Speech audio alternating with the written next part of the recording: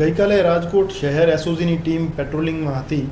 તે દરમિયાન રાજકોટ ન્યારી dam main રોડની બાજુમાં જાહેરમાં ધુમિલ અમિતભાઈ ઠાકોર રહેવાસી અમદાવાદ અને આદિત્યસિંહ દિલીપસિંહ રાઠોડ રહેવાસી ગાંધીનગર તથા એક અન્ય બાળકિશોર એ કોઈપણ જાતના પાસ પરમિટ વગર પરવાના વગર એક હથિયાર સાથે રીલ્સ બનાવતા હતા અને એમની પાસે એક જીવિત કાર્ટ્રેજ પણ હતો.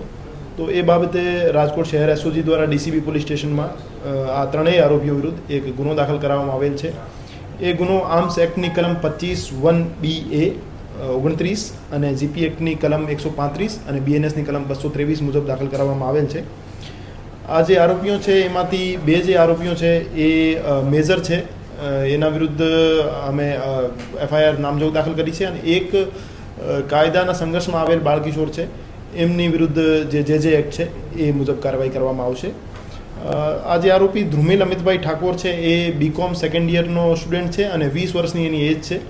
અને બીજો જે આરોપી છે આદિત્ય દિલીપભાઈ રાઠોડ, એની એજ જે છે 18 વર્ષ છે.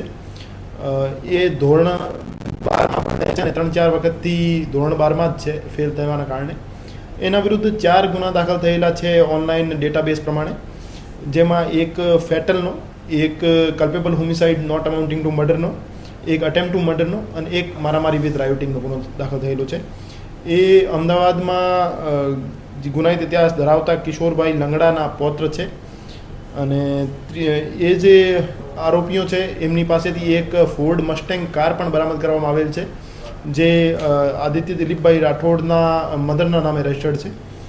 અને જે હથિયાર પરવાનો છે એ નિલેશભાઈ વલ્લભભાઈ હિરાણી નામના વ્યક્તિના નામે પરવાનો એનો હથિયારનો છે.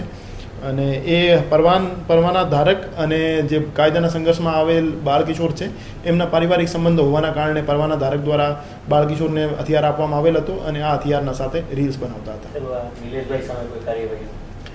નિલેશભાઈ સામે પણ કાયદાકીય આર્મ્સ એક્ટની જે કલમો છે એમની વિરુદ્ધ કાર્યવાહી થશે અને એનો હથિયાર પરવાનો રદ કરવાની પણ કાર્યવાહી કરવામાં આવશે.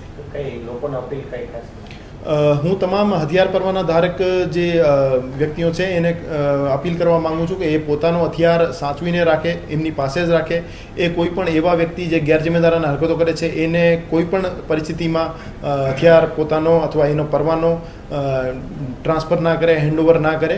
અને આજકાલના યુવા પેઢીને હું અપીલ કરવા માગું છું કે એ ખોટા સોશિયલ મીડિયા ઉપર પોપ્યુલર થવાના ચક્કરમાં, રીલ્સ બનાવવાના ચક્કરમાં કોઈ પણ કાયદા વિરુદ્ધ જઈ એવો કોઈ કૃત્ય ના કરે જેનાથી એનું કરિયર બગડે અથવા એને જેલના સળિયા ગણવા પડે. રાજકોટ જે માઇનોર છે એ માઇનોર રાજકોટનો રહેવાસી છે અને એ એમનો મિત્ર છે અને મિત્રને મળવા માટે આવ્યા હતા. ફોર્ડ મસ્ટેંગ લઈ અને હથિયારની સાથે ન્યારી ડેમની બાજુ રીલ્સ બનાવવા ગયા હતા.